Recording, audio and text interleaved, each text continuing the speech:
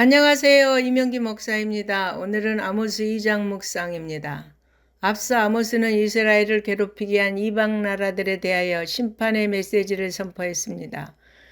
그러므로 그러한 메시지를 듣는 이스라엘 백성들은 분명 즐거워하고 기뻐했을 것입니다.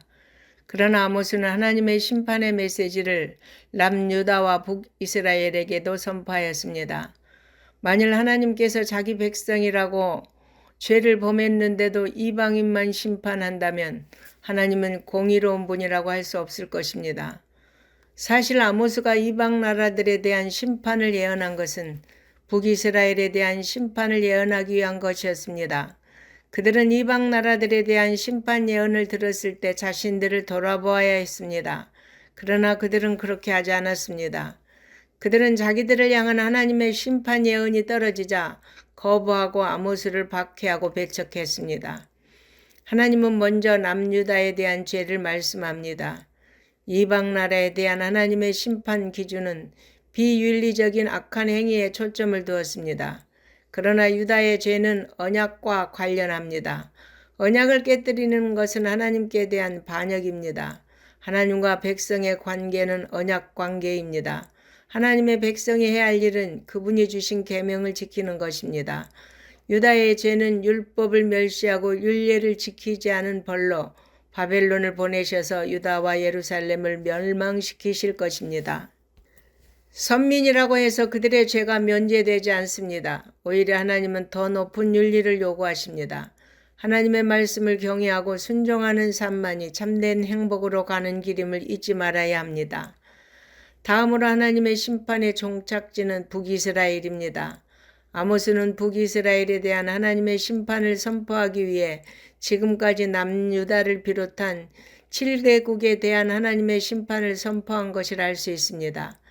첫 번째 책망은 재판장이 불의한 뇌물을 받고 무고한 사람에게 죄를 선포하므로 뇌물을 준 사람을 이롭게 하는 죄를 저지른다는 것입니다. 하나님은 자신들의 탐심을 채우기 위해 가난한 자들을 억압하고 착취한 자들을 반드시 심판하실 것입니다. 북이스라엘의 또 다른 죄는 성적 타락입니다. 한 젊은 여인과 아버지와 아들이 동시에 성관계를 가질 정도로 성윤리가 무너졌습니다. 이러한 성적 타락은 오늘날도 우리에게 깊은 성찰을 갖게 해줍니다. 또한 모세의 율법은 이웃의 전당 잡은 옷은 해가 지기 전에 돌려주라고 명령합니다.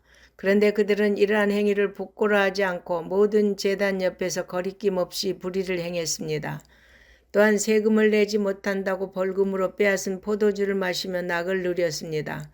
그러면서 그들은 화려한 예배를 드리며 자신들의 불의에 대해 전혀 가책을 느끼지 않았습니다.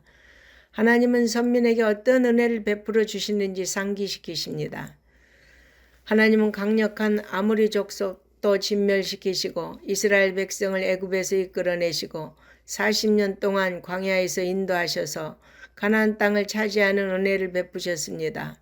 하나님은 가나안 땅에 살면서 선지자와 나시린을 세우셨는데 이스라엘은 이렇게 구별된 이들이 그들의 일을 하지 못하게 나시린에게 그 많은 포도주를 먹게 하고 예언자가 예언을 하지 못하도록 하므로 자신들이 하나님께 가는 길을 차단했습니다.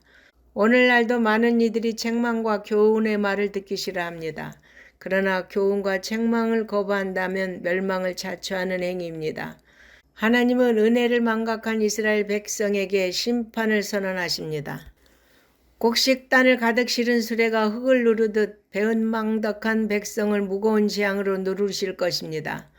하나님의 심판에서 벗어날 죄인은 아무도 없습니다. 하나님의 은혜를 잊은 타락하고 부패한 백성에게는 파멸만 있을 뿐입니다. 하나님의 심판에서 구원받는 길은 받은 은혜를 기억하고 말씀에 순종하고 감사하는 것뿐입니다. 우리 모든 성도는 내게 베푸신 하나님의 은혜를 기억하고 빚진 자의 삶을 살아가시기 바랍니다. 아멘.